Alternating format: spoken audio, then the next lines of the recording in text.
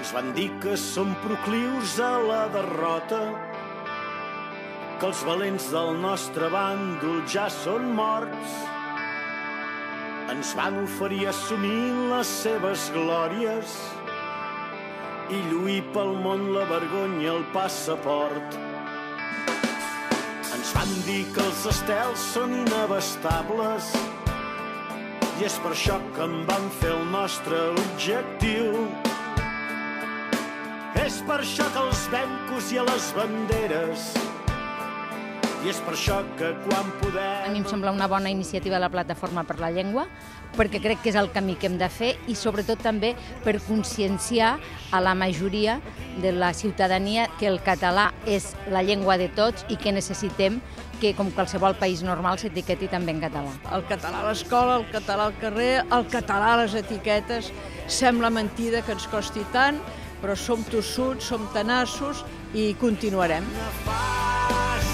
Haver heretat un poble condemnat a mort, si fer-lo lliure és a l'abast, potser haurem de reconèixer que estem de sort.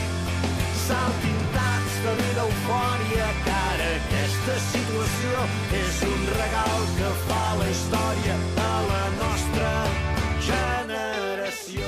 Més pressió que aquesta actitud voluntària i popular i que surt de nosaltres mateixos demanant, sisplau i de bones maneres, que ens tinguin en compte, doncs no veig que n'hi hagi cap altre de millor. Animo a Plataforma per la Llengua a seguir amb aquesta tasca tan important de conscienciar a la gent i conscienciar les empreses de que etiquetar en català no només és un dret, sinó que és estratègia intel·ligent des d'un punt de vista comercial.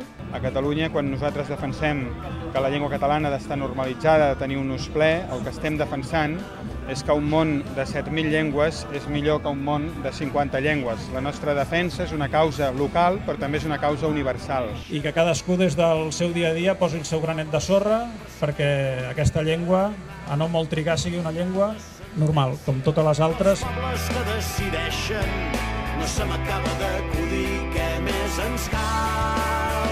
Potser tampoc no és tan... Eren uns records molt importants de fa 20 anys i avui és un goig veure tanta gent que ha portat llaunes, que ha estat muntant-les, etc.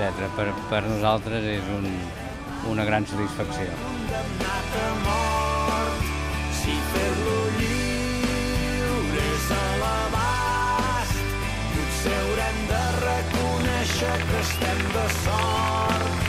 Potser tampoc no és tan nefast haver heretat un poble condemnat a mort. Si fer-lo lliure és a l'abast, potser haurem de reconèixer que estem de sort. Salpintats de vida eufòria, que ara aquesta situació és un regal que fa la història a la nostra generació.